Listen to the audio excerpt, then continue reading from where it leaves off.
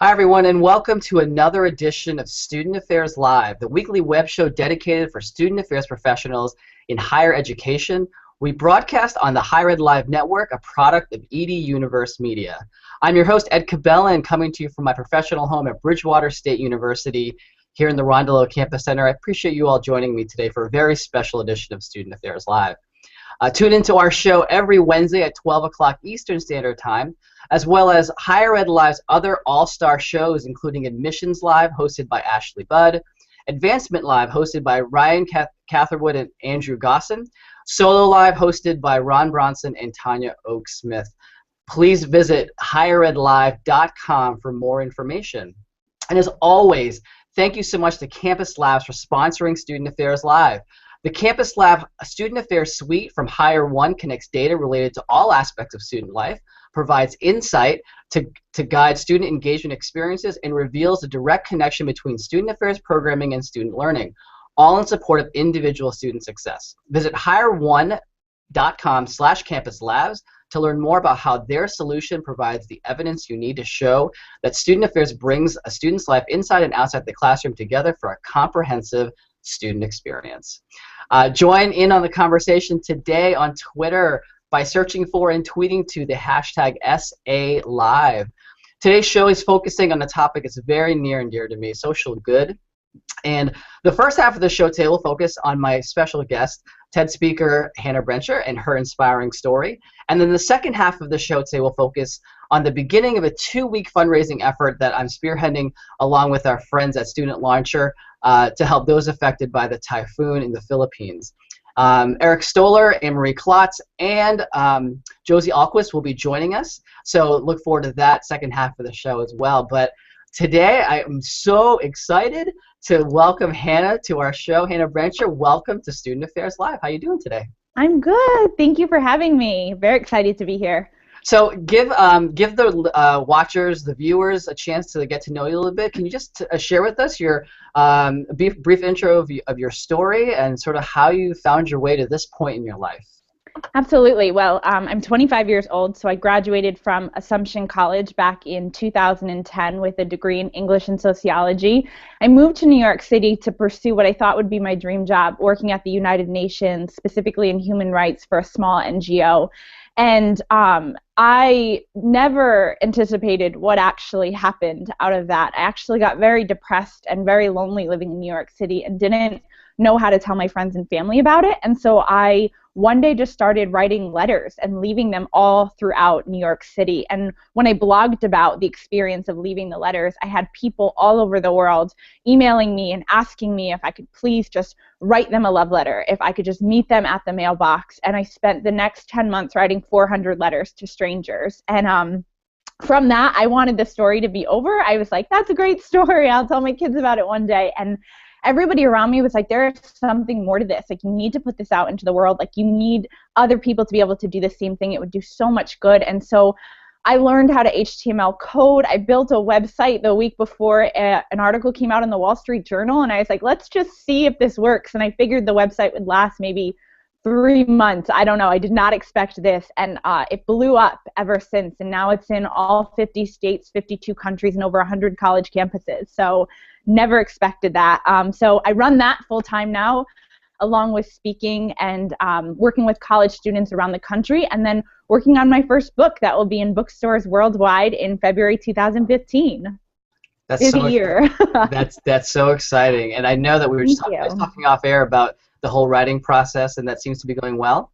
Yes, it's going great. It's definitely, you feel like you live 18 or 19 lives within a day. So you're up, and then you're down, and then you're crying on the carpet, and then you're joyful. So writing is really taking all of the emotions that we normally shut out and don't have to look at, and looking at them for 10 to 11 hours a day and sculpting them into a way where everybody could kind of nod their head and say, like, yeah, me too, like, I've been there before. And so if I write the book right, that will be the experience from start to finish, and it won't just be my story, it will be the story of anybody who picks up the book and reads it.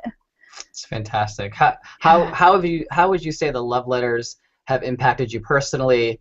And could you have imagined, the impact that it's had worldwide? Just described it.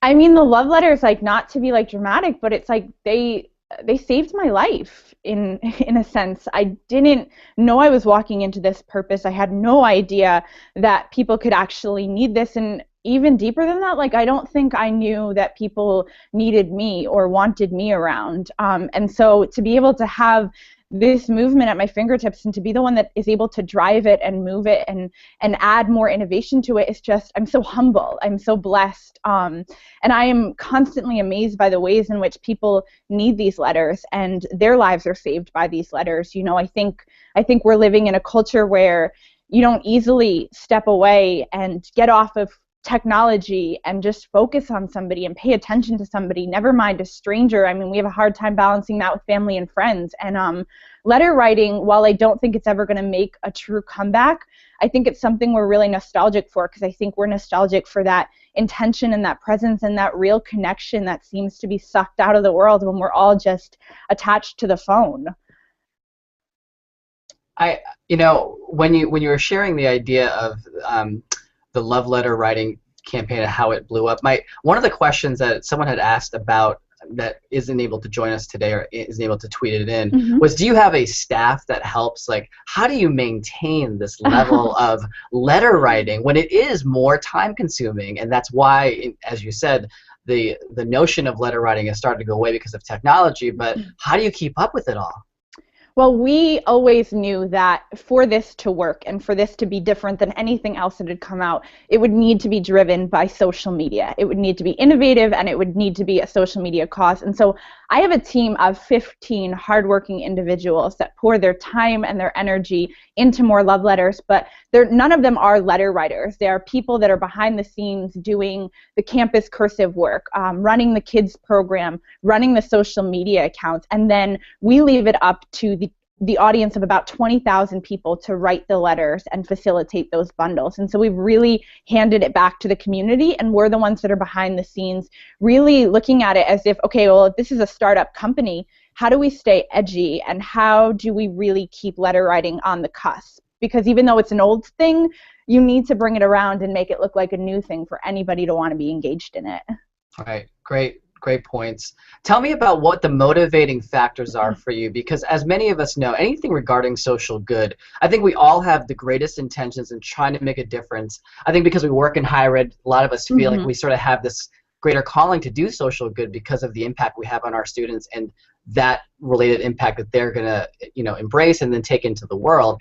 And so what keeps you motivated to go from thought to action in terms of your social good influence in campaigns?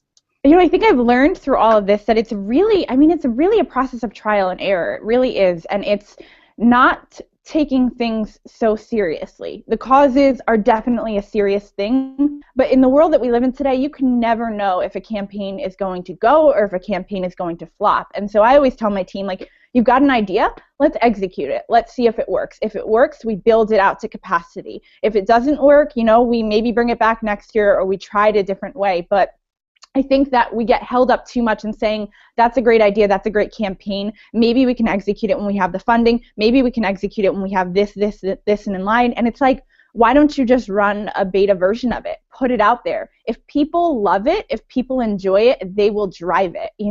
Like even coming up in the next week is our 12 Days of Love Letter Writing campaign. It's our holiday campaign. It is 12 crazy nights of letter writing, starting off with the Twitter bash. You should be there. But we started this the first year. We had no idea the impact it was going to make. And now when we reach out to people, they're always coming back to us being like, I look forward to this. This is how I know it's the holiday season. It's because of the 12 days. And it's like, you're not just putting a campaign out there into the world. Like, you're instilling memories inside of people and you're instilling experience. And so I always say, don't hold that back from people. Like, let people make it into whatever it's supposed to be. Great points. So tell me about, today's show is about social good, and we're talking about that as a general topic. When you hear those words, what does it mean to you? And, what do you think of, and how do you get people to get excited? I mean, beyond the notion of, you're creating this movement, but what is it about social good that resonates with you? It's funny because, I think I was really in New York City at the time when the word social good was evolving. Like it just kind of sprung out of the ground, and then everybody was like, social good, that's what we need to focus on.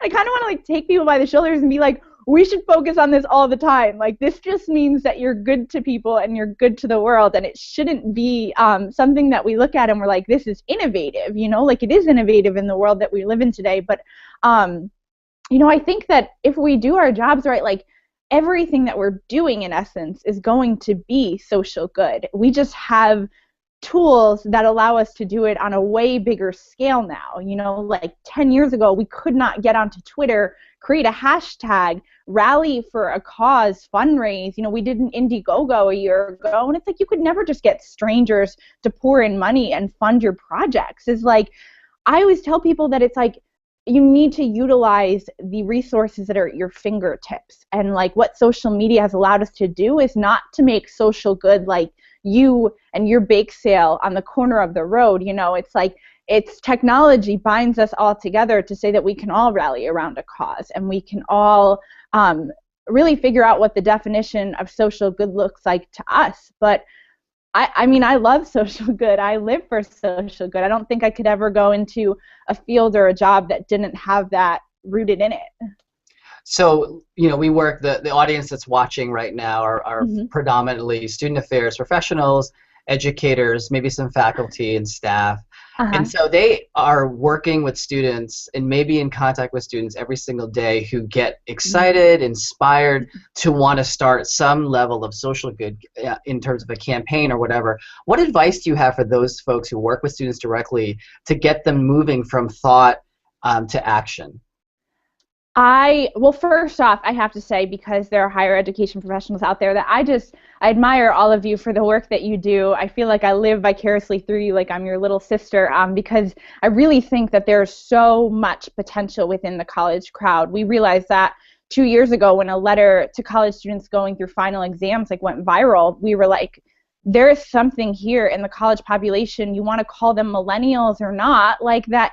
They're driven to do things, and we need to get in there, and we need to be working with them. And so I think that you see a lot of college students that have that inside of them, that they want to do good, and they want to make a difference, and they want an impact, and they're worried about where those opportunities are. And I guess, you know, giving them the advice that, like, the opportunities are absolutely everywhere. They're absolutely everywhere. And I encourage people, you know, whether it looks like an internship or whether it just looks like a volunteer opportunity or a digital opportunity, like, take the opportunity. I think that people might be too eager to just launch their own projects out into the world, when really sometimes it's really great to be an Indian before you become a chief. You know, it's really great to figure out how the other organizations are working in the social good sphere, specifically nonprofits that are digital, that have such a digital base, and really get your hands sunk deep in it and learn the work of it. You know, when I was at the UN the first year out of college, I also I volunteered with an organization called She's First, and it sponsors girls' education within the developing world,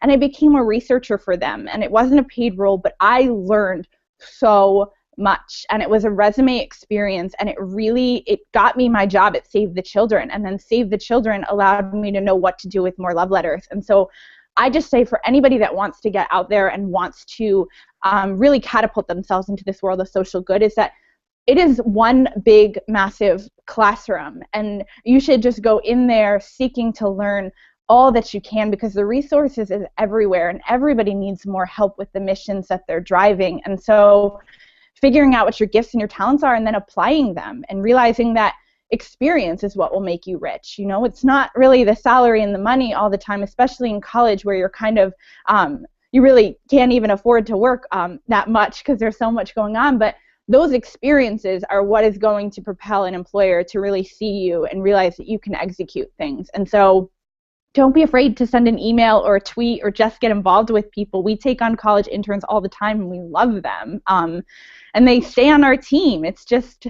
get in there and be a little relentless, because if you want it, you're going to have to hustle for it. But it's awesome, and wouldn't have it any other way. Indeed. That was a long answer. That was good. That was good. The Twitters are alive right now with your comments. Like the sound of music. Like the sound of music, indeed. So again, for those just joining us, I'm with Hannah Brencher, and we're talking about social good. And if you have questions for Hannah, please tweet at us using the SA Live hashtag. And our first question is coming in from Heather Shea Gasser. And Heather's asking, is Hannah going to read an excerpt from a letter? And are these letters handwritten or typed? And does she ever recycle content? So take that with what you will. Do you have a love letter that maybe you could read an excerpt from? Or we would. I have letters around here. I mean, I'm trying to see if I can go off the cuff. The content, I don't like to recycle the content. That's personally me.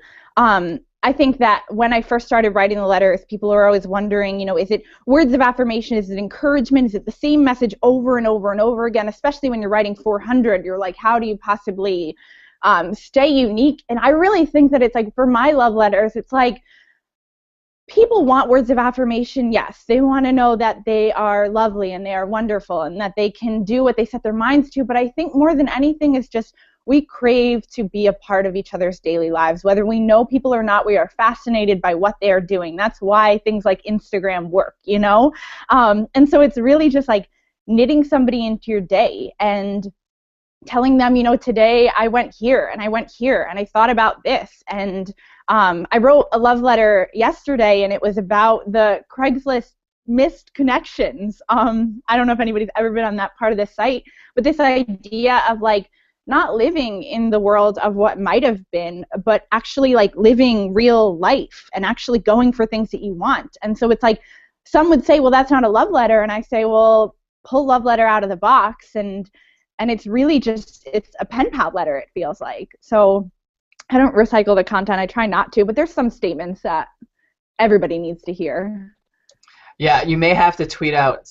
We have to tweet out in a little bit so your site and maybe some of the things that are on there for folks to give some perspective on the content. And I know that, you know, for those, we reconnected at ACUI a few weeks ago, which was I love ACUI. We love ACUI, and it's that's for those who don't know, the Association of College Unions International, the same folks who are who operate in the student union, student activities, and that sort of realm of higher education and student affairs. And during that conference, you had people participate in a very exciting exercise. Can you talk about what you did for us at the conference? I think folks might be interested in doing it at future events that they're a part of. Yeah, I think that's one of the greatest things about the organization, The World Needs More Love Letters, is kind of like, it's not to say we have a monopoly on the word love letters, but really people have come to us like we're an expert in this idea of love letter writing, which is funny because it's been around for years and years. But one of the ways that I really like it is like, well, if you want to box up love letters and you want to think that it's just to your boyfriend or your girlfriend, you can, but I think love letters really stretch the distance. And one of the ways in which we did that was at the ACUI regional conference, and we had people write love letters that were going to be included in Thanksgiving bundles. And so bundles that were going to families that were needy and probably wouldn't have a lot of food to eat for Thanksgiving, and they were going to be tucked inside of them. And we've done this a few times with different organizations. And the thing that I love hearing is that, like, you eat the food and you become full because of the food, but the craziest thing about it is that people take the letters and they keep the letters and they put them underneath their pillows and they hold them with them. And there is just something really powerful about words and how somebody can carry your words around with them. And so I think that giving somebody something tangible that they can hold on to is just so powerful, especially within the digital age. And so to be able to reach people that may not be as fortunate or have as many blessings as we do this holiday season is a great way to reach out, is through those love letters and bringing that to your college and your university, and just looking at the different populations and the different nonprofits in the area and asking them, you know, we can do this, how can we genuinely serve you? Great. I know that, I don't know if we hit the goal of 600. We came pretty close, I'm assuming. Yeah. People were writing like 4 or 5 letters. I know. It was amazing seeing the students get excited about it, the professional staff get excited about it. And really, at the end of the day, at the end of the activity, I think all of us just felt this sense of, wow, that was cathartic in many ways. Very cathartic. You know, so certainly I would say that if you were thinking about getting people or giving advice to folks about getting involved with social good and using social media for social good. Could you share a little bit about some things that you've seen that's worked well?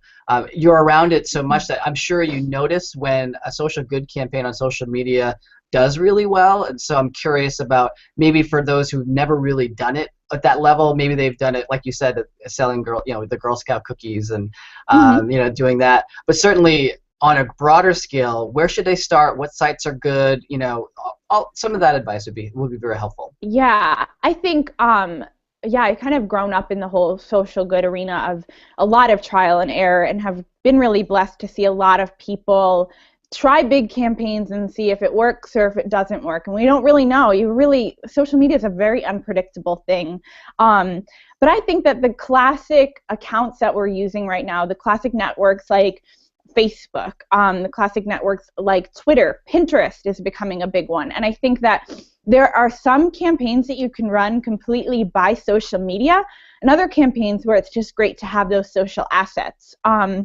So for instance, we hosted our first Twitter party in Valentine's Day of this past year, and so we set up a hashtag, which is simple enough to do. You create a hashtag, don't make it too long, something very short and sweet, and you invite people to come in and chat throughout a set period of time. And so we'll have another one on Monday night, and it will be a 2-hour chat. Our team will all be present. We'll all use the hashtag, and we'll be dropping letter requests throughout the night. So people will be at their computer actually writing letters and putting them in the mailbox and participating, but we'll also do giveaways and have ways to engage them.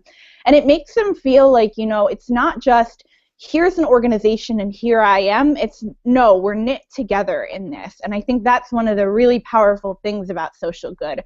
But I think also if you're having an event on campus, or if it's something that comes around every year and it's annual, something like to fuel people's ideas, whether it's like I don't know, it was called Pup Cup Weekend at Assumption College, if there's any Assumption people out there. But that annual weekend where it's like, there's like rivalry in the air. But something like that where it's like creating a Pinterest board with different ideas and having that link available is a great way to use social media. And I think students really respect when social media is intertwined and intertwined well. We just even being there and being a present source on social media, being on Instagram, snapping photos, tagging people, engaging with people. People can get very stuck in the idea that social media is a one-way street, and it's really not. You are needing to engage with people and talk with people way more than just putting out information. I think it's a dialogue. And also just if you try out a campaign and it doesn't work at first, don't be discouraged. Try again. It's a very tricky thing, but I think another thing that would be beneficial is when you have student committees and people that are really up on social media and know what is the new thing, whether that is Snapchat, which I haven't really figured that one out fully yet, but like things like that where it's like, well, asking them and prompting them, how can we engage students? How are students on this campus really using this social network? And so how can we make it that much more powerful? Because that's the difference between or with social good, I think, in the college sphere, is that when I go to speaking engagements at different colleges and universities, I'm surprised because there's some universities that would say, yes, these are the social networks we use, and then others that are like, no, we're more on these networks. We don't really use these networks. And I ask the students that because it will make a big difference of the impact that you're making. You might be on Facebook all day long, and no one at the University of Vermont uses Facebook or something like that. So it's like, knowing your students, knowing what they're using, and then being creative and crafty through those network streams. I can't believe we're almost at the end of our time together. Darn, I want to stay here forever. Yeah, well, you're more than welcome to stay on as we move on, because obviously your voice is an important one in this conversation. I do want to ask you about the part, when you partner with online organizations that are the ones that will help you raise the money and be essential point of location, and we're going to be using our friends at Student Launcher for our efforts to raise money for the Philippines. But yeah, let's say folks are looking to be either start something or be a part of something. Are there organizations out there that you recommend partnering with, particularly if it's related to certain issues, or are there just like the Red Cross is great because they get it, or are there others that maybe folks don't know too much about? I think, do you mean in terms of in just general, in terms of social good? Yeah, online, who do we partner with? Who are the people that is it industry specific? Is it cause specific? And if so, how does people get started investigating which of these, folks online should we be partnering with? Yeah, that's the tough thing, is that there's always new people sprouting up, and I mean the circle just keeps getting bigger and bigger because I mean there's a lot of cool stuff out there. It's just people are coming up with ideas that just like blow my minds, and I really respect that. I think that the first thing to do is obviously just see who's out there and see who's a front runner in it, because there is a reason why they are a front runner. Like the Red Cross, it's got an established reputation. There's a lot of history, and I think the one thing to be really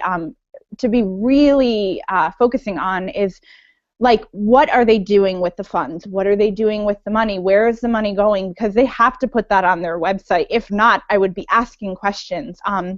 Like I said earlier, She's First, when I'm giving percentages of my income somewhere, it's going to She's First because I know what girls are getting educated. I know how they run their programs, and I'm able to say, okay, my donations are going to a great place. And the same thing with volunteering, is that if an organization does their job well, they will make you feel knit in and like a part of the team, And I think that that's one of the cool things about, don't be so quick to just go with like the big organizations. See who's out there on the ground just getting up, because you could be one of the first people joining that team and seeing it grow into what it is today. We see a lot of organizations like the Giving Keys, like Crochet Kids, like companies that were small a few years ago, and now they're on these massive scales, and it's just a joy and a privilege to watch them grow. And so I just really say, you don't need to pick one cause and pin yourself to it. You can be loyal to a lot of different causes, but when there's a cause that really just gets at your heart and you're like, man, this is it, girls' education, this is it, whether it's bringing technology into rural schools, like whatever that is, like stick with that and ride it out and see how you can get involved in it, and then also see how you can apply your skills to it, because they need social media skills, they need writing and editing skills, they need a lot of the things that we offer. And so the great thing about social good is that you are still the same person that you bring into your day job, but you can also apply that into other areas and be able to make a great impact.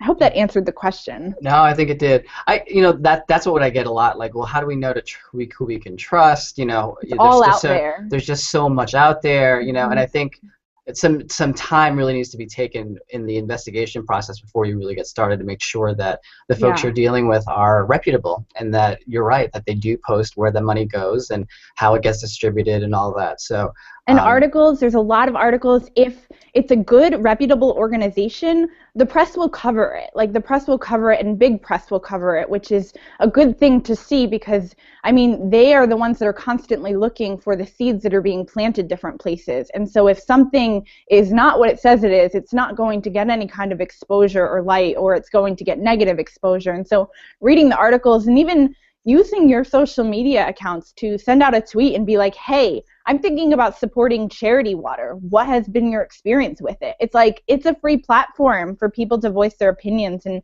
if you're doing your job right, people will have great things to say about the work you're doing. That's true. That's very true. All right. What are your final thoughts, advice, any love letter-esque ideas for the student affairs audience that's had the chance to connect with you today?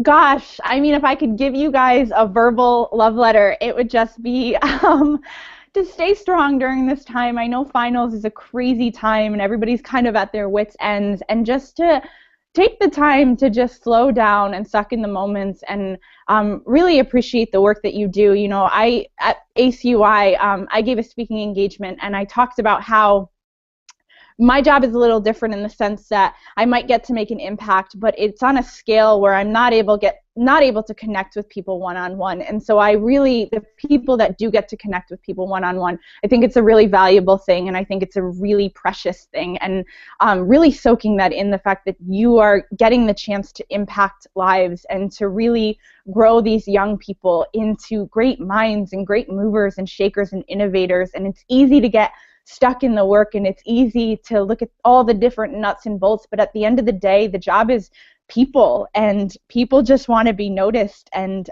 to know that they matter. And so even if you're out there, how corny it is, but I mean, like, you matter, and I really value the work that you're doing, and I really I honor that work, and I think that it's so essential, because I wouldn't have any of this. I wouldn't have More Love Letters. I wouldn't have the book deal. I wouldn't have anything without the higher education professionals that really raised me up and taught me that if you want to do something, you just have to get out there and you have to do it. The world is going to tell you no and no and no, and you have to not listen, because you have to go against the grain. And without those higher education professionals, even like Ed, I would not be taking risks that I'm taking today. And so encourage your students, and I hope that you're encouraged, and have a lot of hot chocolate and candy canes and ring pops, whatever you want.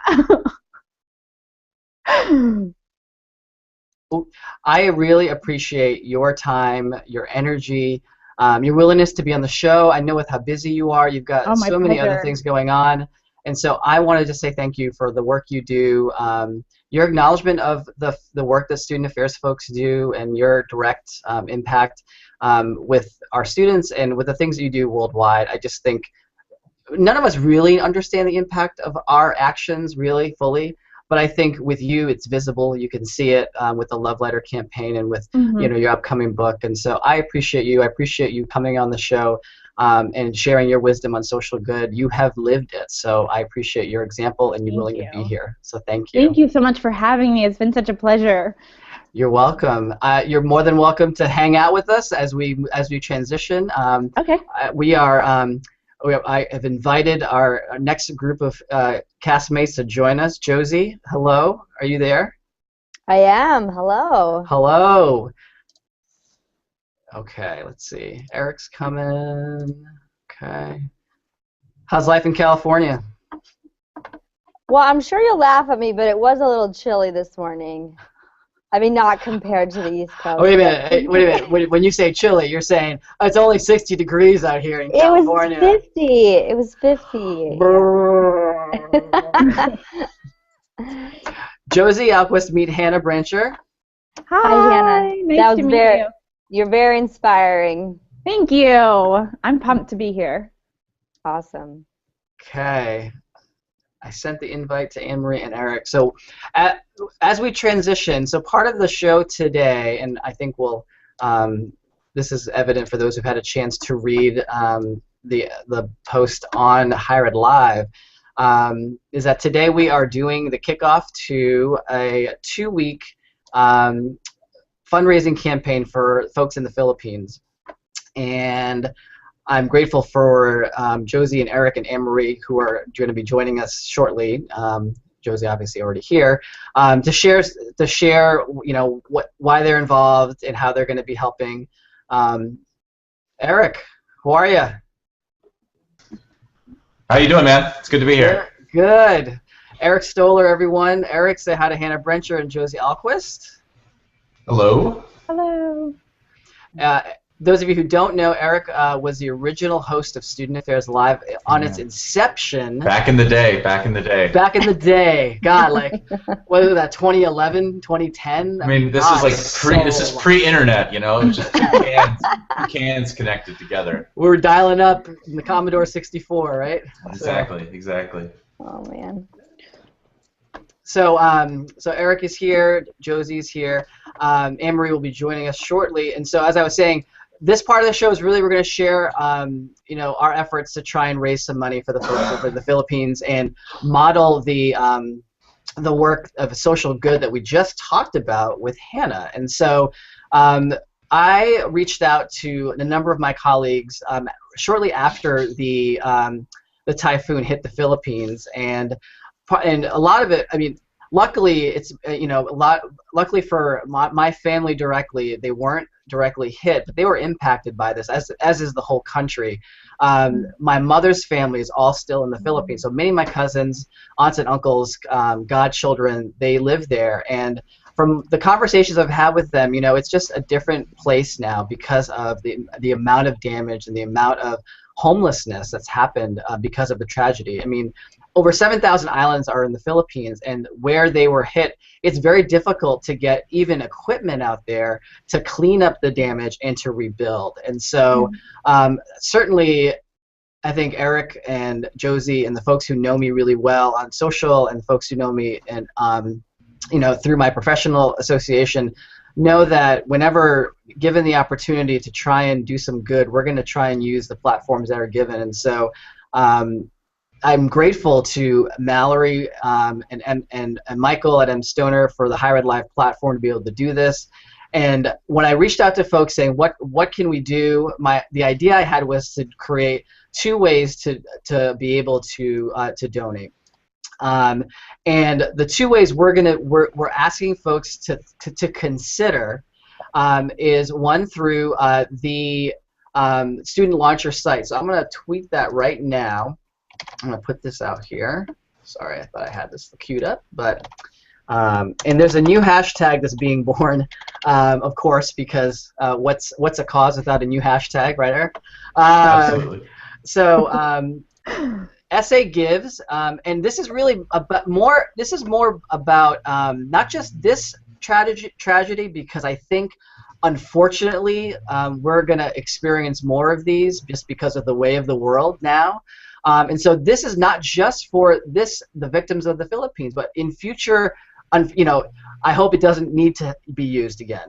But certainly, if student affairs professionals need a place to mobilize and to be able to do some social good, to raise money for a cause like this will be the central home, thanks to the Student Affairs Collaborative and Student Launcher.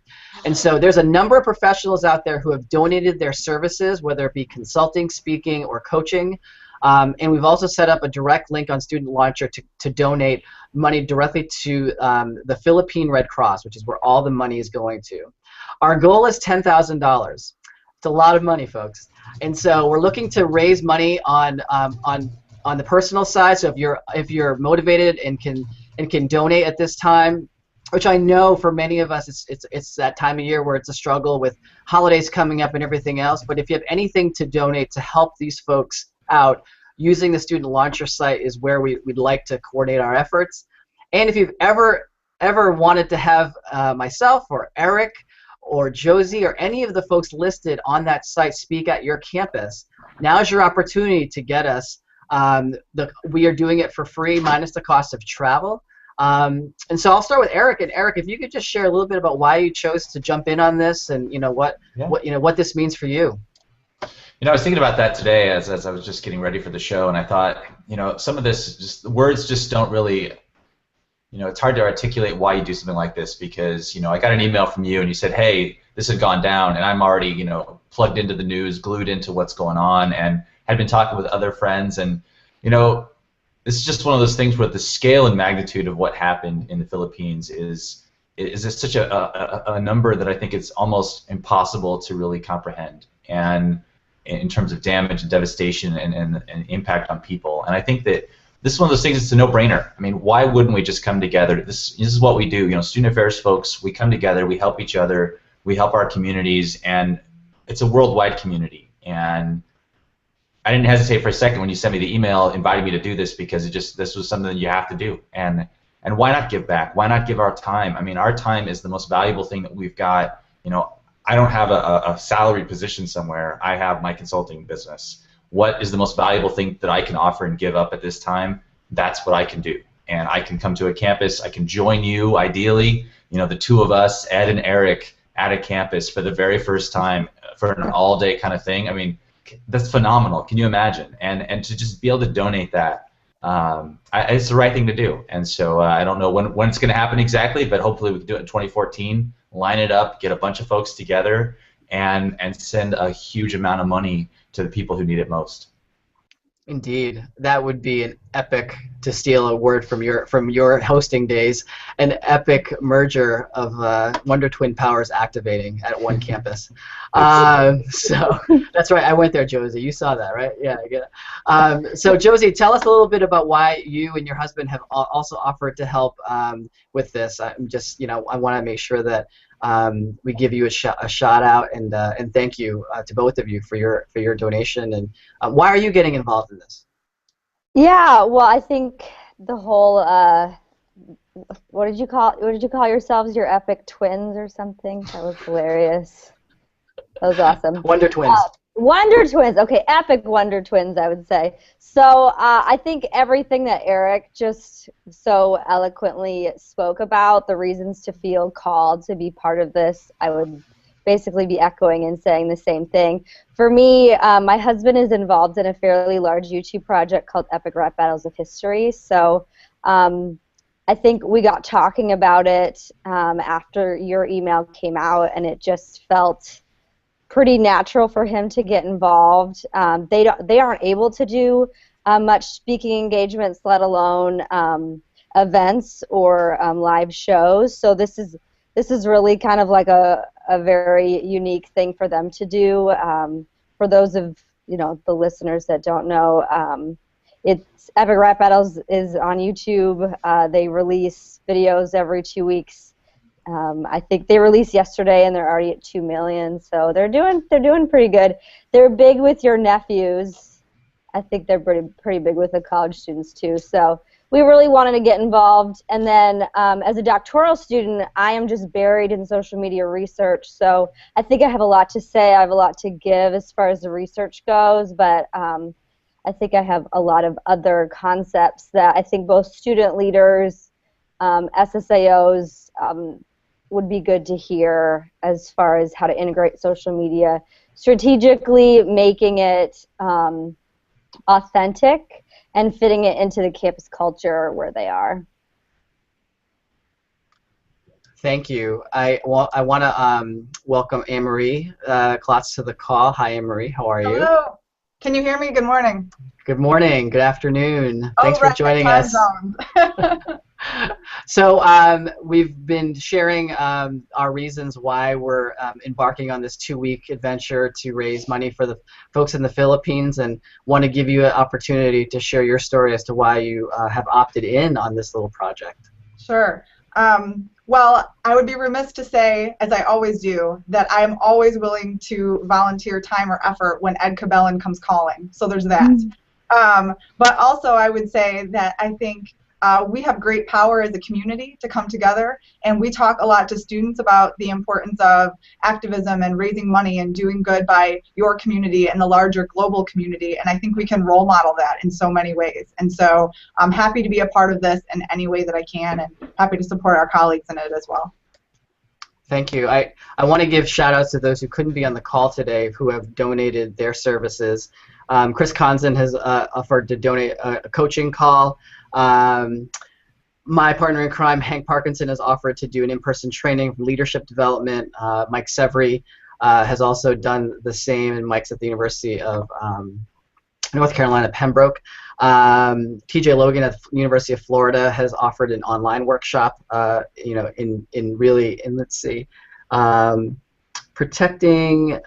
I can't read that right now, but he's doing an online workshop for folks. Tom Kriegelstein, who is the Wizard of Oz behind the scenes with all of this, with Student Launcher and with the Student Affairs Collaborative, has offered to donate his time as well. Tony Duty from Rutgers is doing an in-person training, and Vijay Pendakor is also doing an online workshop. So these are just some of the folks.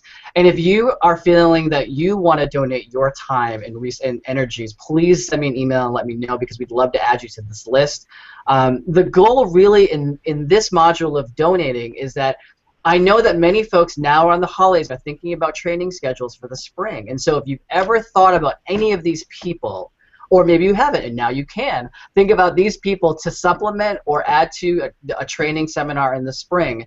we would love for you to consider using this as a platform, not only to do social good, but to have these wonderful professionals on your campus or virtually through a phone or through the internet.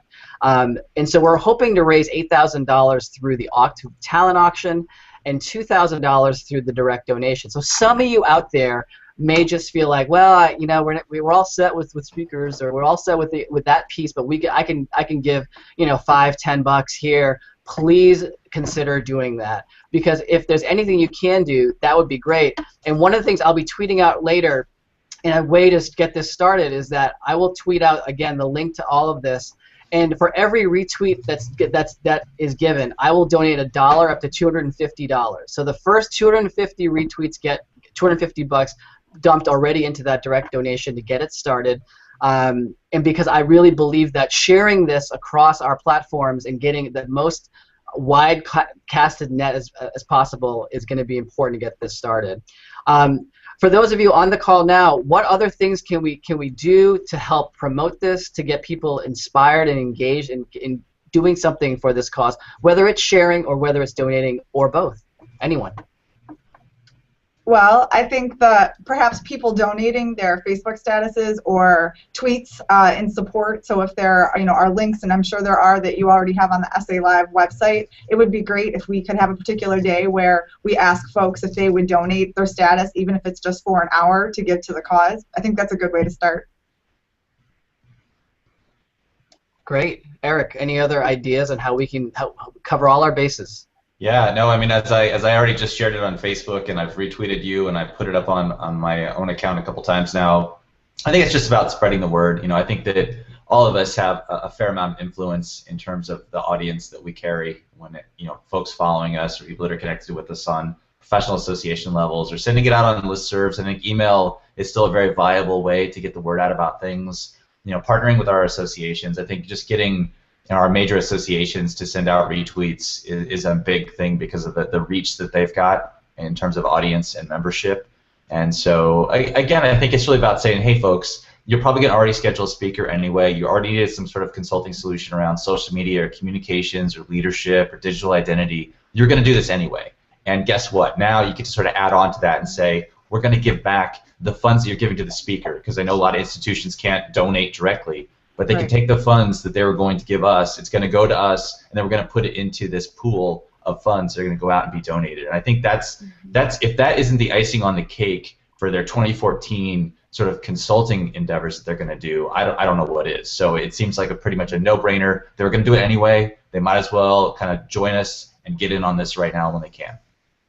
Yeah, one thing I might add too, Ed, is I think you've created a sustainable platform so that, yes, there's this issue and we're all committed to giving and donating, but this could really set the stage for what happens and how our community comes together in times of crisis. And so if there are things that we feel really strongly about, knowing that there are people who are willing to give their time, effort, and services, no one in higher ed is making millions that I know of, unless you're a president or a top-ranked athletic coach. But we can give our time, and so I think that you've created a really good vehicle for which to say this is how we can give back. I think another way to continue the movement and kind of excitement about getting involved in the project for those that do bid and win on one of the items is to include that into the conversation, connecting them both through a tweet or on Facebook, so then that can be reshared. So people are seeing that synergy as it happens. Maybe they know that person that won, that particular item, so that is able to spur more excitement. Mm-hmm. And really, if you look at the list of the folks that are there, I mean, these are some really great folks who are knowledgeable in their craft and are willing to donate their time to help out. And so my hope is that folks really consider using them and bidding on them. And the way the form is set up is just a simple Google Doc. When you click on any of their names, it'll take you to a Google Doc where you can fill in what you think your institution can afford to pay for to bring these folks.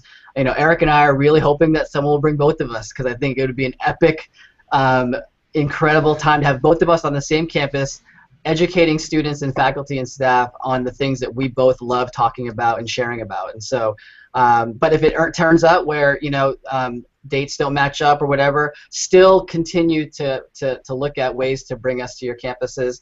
you know, the impact of this we really won't know until it's all said and done, and who knows, this may not work as well as I thought it might, but certainly I think with enough people around the cause, it's hard for me not to believe that this wouldn't work out really well. So thoughts about ways that so Anne-Marie, tell me about the things that you are going to do what you're going to be doing for your coaching call, for the things you're going to donate. What can people expect from you for that experience? Sure. And so I was feeling a little indecisive yesterday when Tom was asking me what exactly I wanted to do. He said he made me choose one option, although, you know, I'm open. So a couple of the things that I offered was that I'd be happy to do a 60-minute personal coaching session, whether it's about job search and recruitment strategies, whether it's about personal career advancement or skill development. I'm also happy to do some team coaching if there's a department that is looking for ways to sort of come together, whether it's through a strengths class model or other things like that. Happy to do that. Also, I didn't indicate it on the form because, again, Tom made me pick one. But I would be happy to come and do a half-day workshop with a team that felt like they needed some help coming together or wanted to work on a particular area or skill. And so really the sky's the limit. So fill out what you might need in the box and we'll find something that we can tailor to fit your needs. Great. Eric, how about you? What are you going to bring? Yeah, well, first, before I even sort of answer that question, I'm friends with you. You know, I've stayed at your house. Anne-Marie, you know, we go back a long way. Josie, you know, again, but Hannah, hi. I just want to say hi because I just sort of feel like we've been on this conversation. We're in the same room, and I haven't acknowledged your presence. So sorry for that. But in terms of you know, what I'm going to be offering, it's going to. I think folks really know, you know, what I do. They know what Ed. They know what you do. It's social media. It's communications. It's digital identity. I really want to brag about Anne-Marie and Josie for a second because I think that people know what we do. Can you hear me okay? Am I coming through? Okay. All right. So what I think I'll be doing, you know, is obviously the social media, song and dance, the strategic communications, the organizational change. The stuff that I usually do is talk with students, talk with admins. But I will say this: I've been in on one of Anne-Marie's sort of coaching calls, sort of from a professional, personal level, and you know, I tease her a lot, I kid her a lot because we're good friends, but really at the end of the day, she's one of the most competent people I know in terms of how she thinks about structures and institutional change and just how you lead as an individual and how you lead a team and how management really works from a supervisory and leadership role. So if you get that call, you're a really lucky institution. Now, in terms of Josie and what Josie's doing, Josie is really blessed to be in the doctoral program she's in right now because she is a rock star, firebrand, awesome, epic person in terms of what she's doing with social media and research and gathering the materials that we need as a profession to really understand what's going on with social media from a perspective that really we haven't even looked into that much. So if you get Josie on your campus, you're going to be getting really one of the more, I would say, most ambitious and emerging scholars that we've got right now when it comes to digital identity and social media. So again, you get Anne-Marie or you get Josie, and you're getting, I think, a lot of win there. And if you get Cabellon and Stoller at your campus, let me tell you, it is going to be epic at a level that's immeasurable because we will put together a day like no other. And let me tell you, it's going to be a lot of fun, and a lot of learning is going to take place. What a love fest. Eric, you're like the best. It's the holiday season, man. We're feeling it. We're feeling it, right? So love letters from Hannah, and now we're doing. It's just a love. It's a love fest, folks. My day has peaked. I'm done. I'm going home. That's right. Let's just go. Let's go. Josie, why don't you share a little bit about what you're hoping to provide along with Lloyd and the things you all want to do?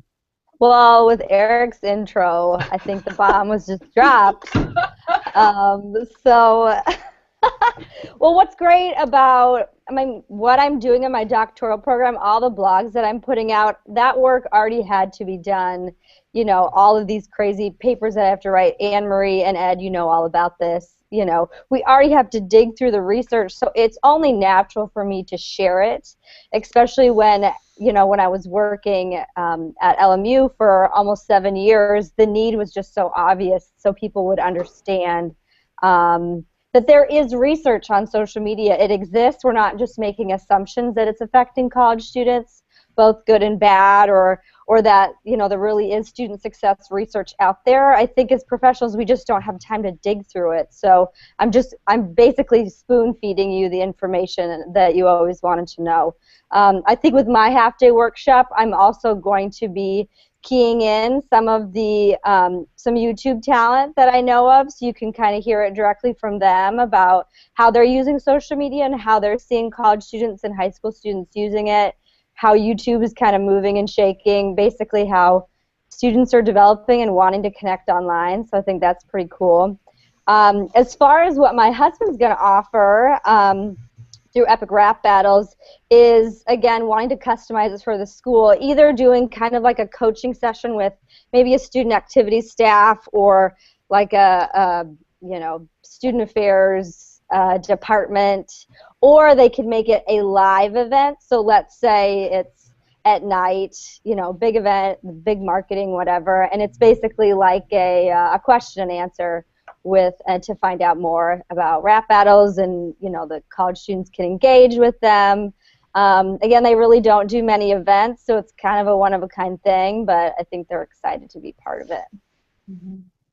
Great. Thank you all so much. We're nearing the end of our time together, and so I just want to give you all one more opportunity to, you know, share any closing thoughts on this effort. You know, 2 weeks from now, my hope is that we can come back together and celebrate the accomplishment of raising $10,000, you know, through these two methods, through SA Gives and through Student Launcher and the Student Affairs Collaborative. I'm grateful to Tom and his team for putting this all together in such a short period of time. He, you know, I know I drove him crazy over Thanksgiving, but I think we're at the point now where we're feeling good about it. And so thank you, Tom, so much, and your team. But for the rest of you, please take a minute to just end us with some closing thoughts, and we'll start with Anne-Marie. Sure. Well, thank you for the opportunity to talk today, Ed, and just for the opportunity to be a part of your vision. Always much appreciated. One of the things that I love is that the list of people that have agreed to sign on and donate their time and effort, it's amazing. It's fantastic. They span the gamut in terms of experience, in terms of expertise, part of the country, passion areas, personalities. And something that I love is that there's some variation there in age and experience as well. And so these are really the next generation of senior leaders, if they're not already in a senior leadership role. And I think that you know, in any capacity that they can serve you or your team or your department will be a benefit to all. And so we do the things that we do both because it's fun and we like it, and we like getting to connect with other people in higher ed. Oh, and we get to help support a great cause. So thanks again for the opportunity to be involved. Thank you, Anne-Marie. I appreciate it as always. Eric. Oh man, well first of all, thanks Ed for the invitation. It's been a long time since I've been on the show, and it's just good to be back.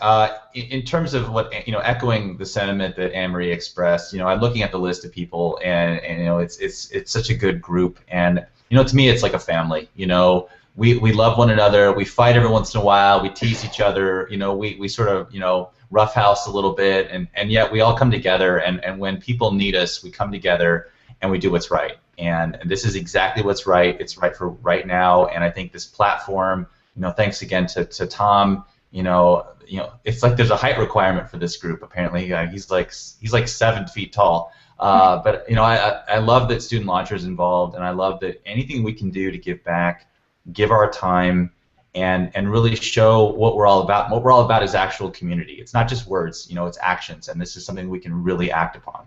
Mm-hmm. Thank you, Eric. It really means a lot that you're a part of it too. Thank you, I appreciate it. Josie.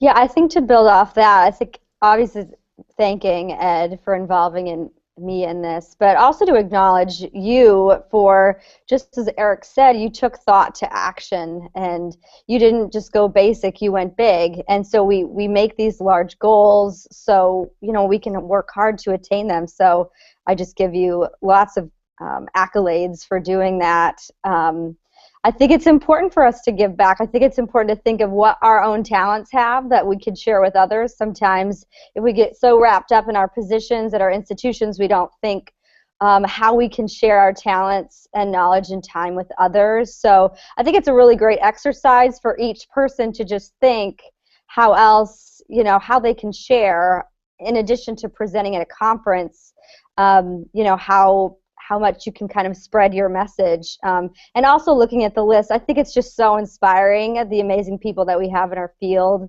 the different talents and resources that are out there. It just makes me really proud to be in this field. Mm-hmm. Thank you so much, all of you, and Hannah as well. Thank you for joining us. Hannah, any last words for our audience? Thanks for sitting and hanging out with us. No, thanks for having me. I'm just excited for all you guys are doing, and any way that I can help, just let me know. We will, absolutely. And so with that ends another edition of Student Affairs Live. Please join me next week for my last guest host appearance on the show, where we will announce the new hosts for next season's Student Affairs Live in 2014. Very excited.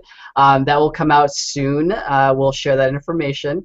But my last show will be a show on the power of networks, both on and offline.